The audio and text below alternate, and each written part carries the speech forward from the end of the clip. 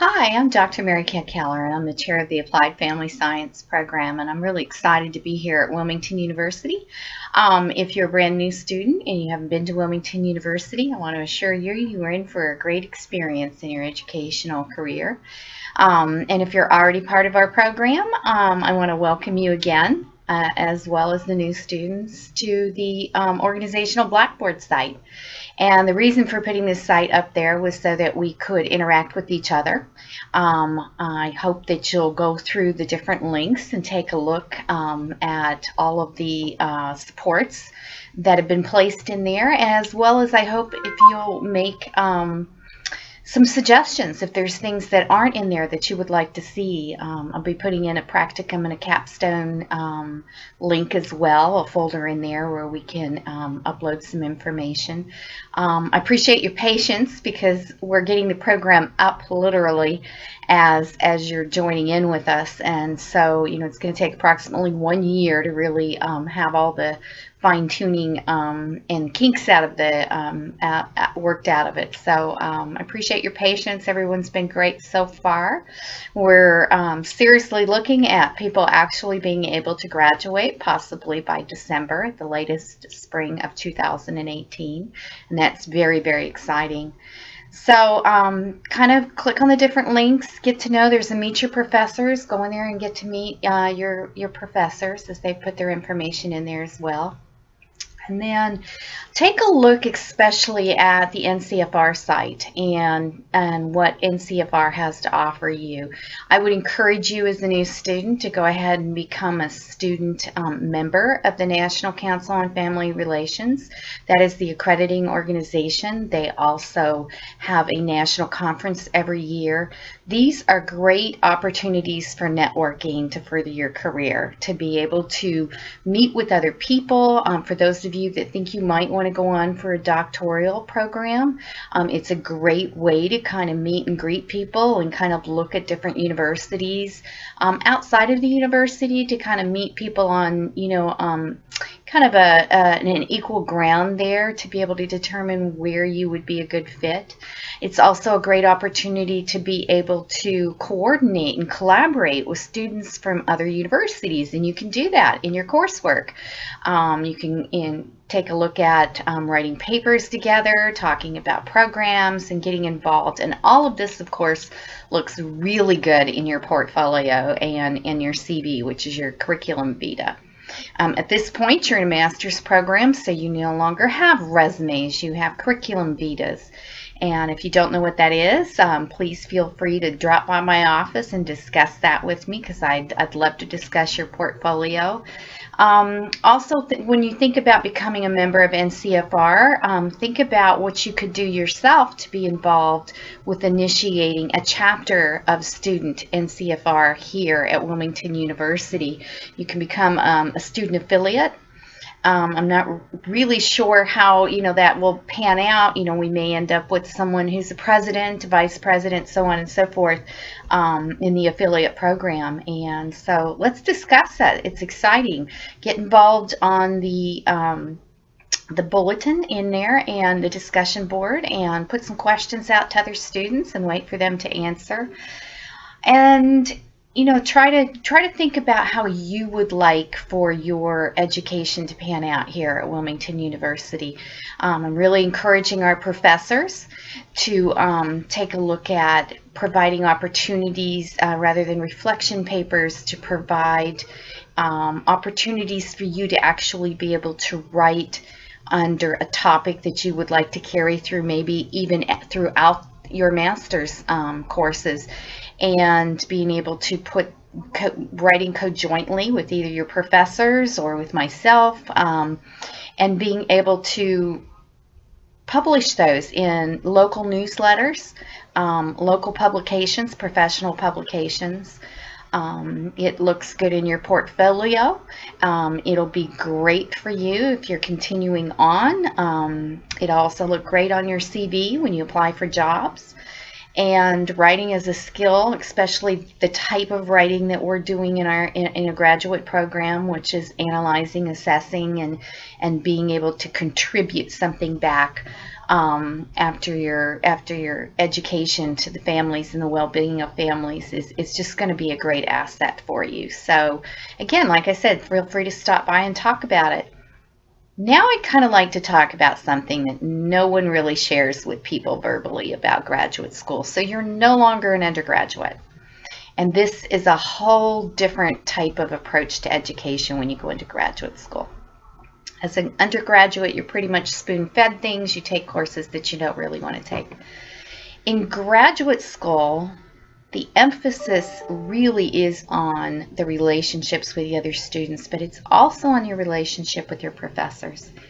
Do not be content to be invisible with your professors. And the reason you do not want to be invisible is because this is when your career is born. Developing those professional relationships with your professors is critical to both your academic career and your professional career. Some of the things that you want to do is communicate with your professors. Like I said, we have a meet and greet your professors. Take a look at their CV, see what their interests are, where you can find common ground to have conversations with them. Seek first to understand them and then talk to them about what you would like to do with your program and what topics you would like to consider throughout your program. 90% of communication is actually nonverbal. So be open to their ideas, be ready to Skype with them, be able to talk to them on the telephone, be willing to show up in their offices by appointment, of course. You don't want to surprise people. We have a workload too, so professors are often quite busy. I'm always surprised when I tell somebody that professors don't just teach courses. They have service that's expected of them at any university.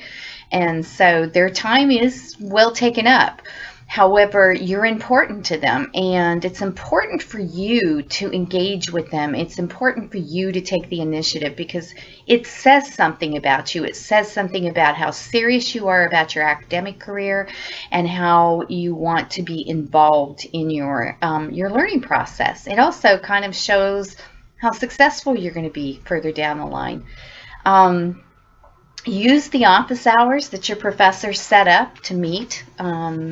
If they have certain office hours are available, or if they ask you to set an appointment, go ahead and set those appointments. By all means, keep those appointments. Don't ever leave your professors hanging.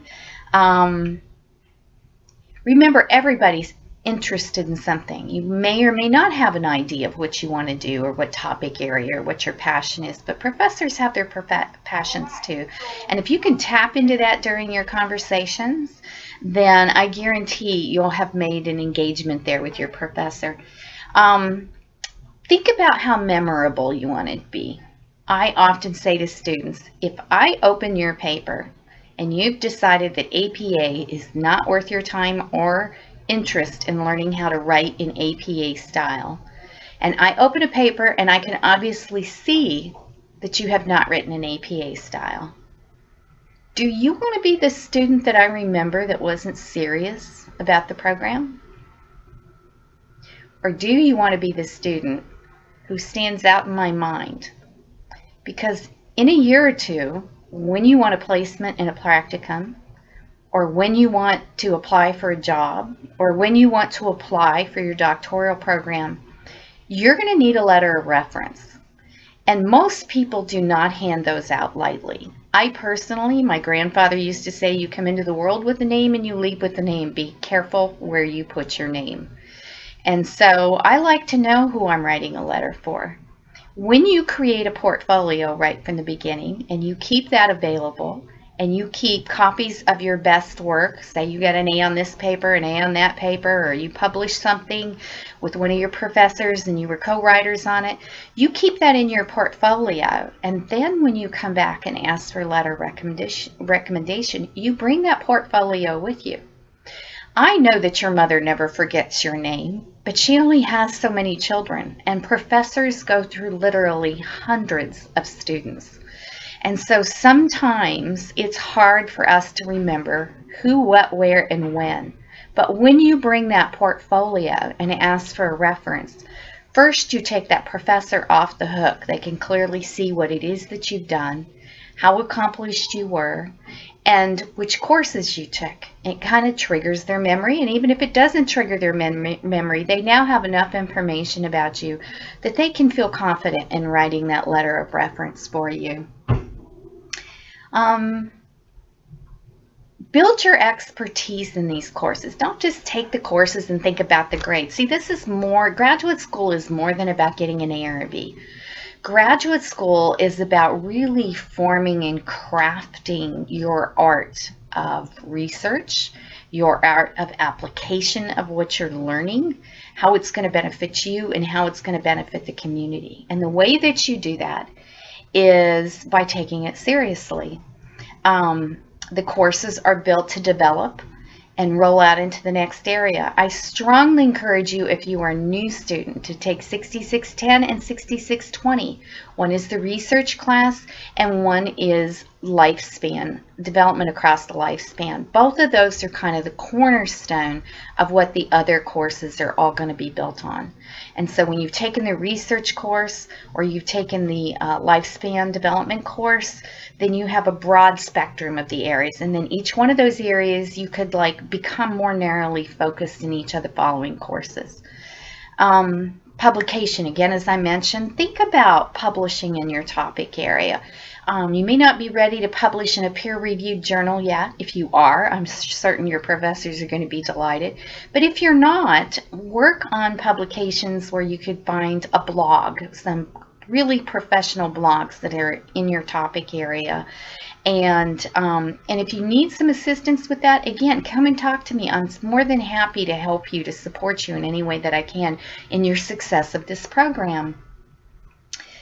We've talked about building a portfolio of everything. Make sure that you take a look at NCFR and how to become certified. Our courses will meet those certifications. However, you also want to look at what's involved in it and what level that you might want to become certified in.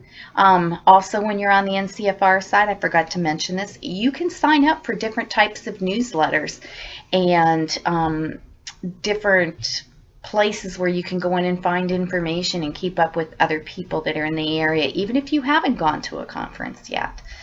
And then there's this other piece that nobody really tells you about. You know, when you go into graduate school, as you probably already know as an undergraduate, life doesn't stop happening around you. So you get into a program, and we kind of sometimes expect that life's going to stand still while we finish this degree. Sometimes I've had students who want to drop because they've had major events in their lives, and it makes it difficult and challenging and overwhelming to complete their coursework on time. You don't need to drop out of a program. Talk to your professors. Make them aware of what's happening in your life. I've had students who've lost family members, lost children, lost, even their pets. When things happen like that, you need to ask your professors what you can do. Sometimes there are options. In certain circumstances, when life events have happened and they're very overwhelming and traumatic, we can take a look at incompletes. Those are opportunities. Those are not something to be taken lightly, but there are ways for us to help you to get to the end of your goal. But that takes communication, good communication, two-way communication, providing the details. Don't be afraid that you're going to look weak. Everyone has life around them. We are all living a life outside of Wilmington University. So make sure that you talk to your professors about what's going on. Talk to them about the work. Talk to them about your interests. Build that engagement and that relationship with your professors. Let me see if there's anything else. Yes, I made notes because I was very excited about this opportunity to be able to talk to you today. So, okay, so be compassionate with yourself. Be compassionate with your professors. Lastly, I want to go back to this APA writing and formatting. Why do we need APA formatting? It's a must if you want to be taken seriously as a student, as a professional.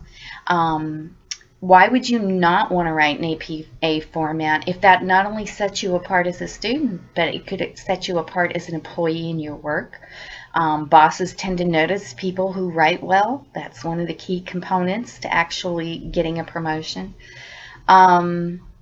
When you work in an APA, you get used to doing it. It becomes second nature to you. It makes it easier to be published in peer-reviewed journals, professional journals, newsletters, and blogs. It makes your work stand out. It gives you credibility as an expert in your field.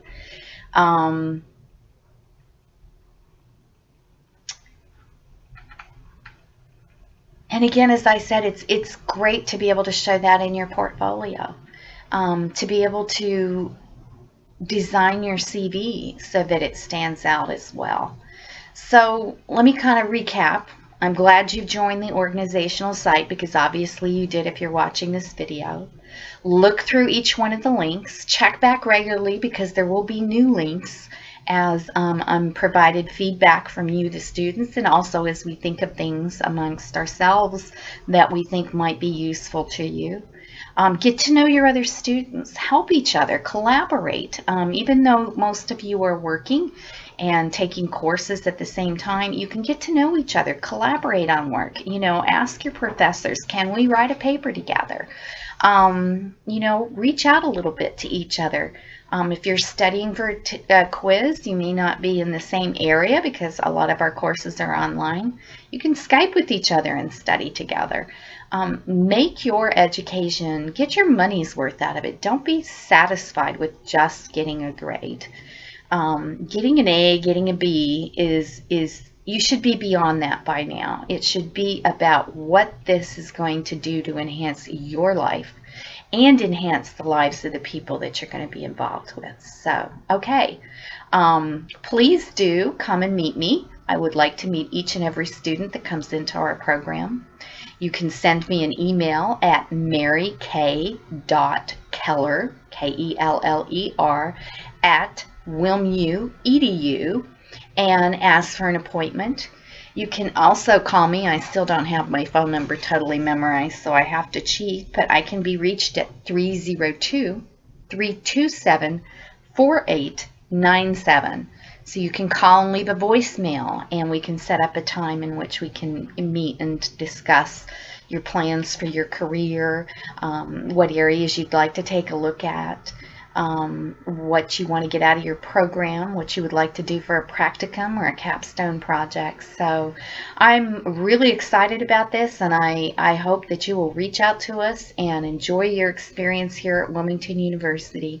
Thank you so much for watching the video, and have a wonderful day.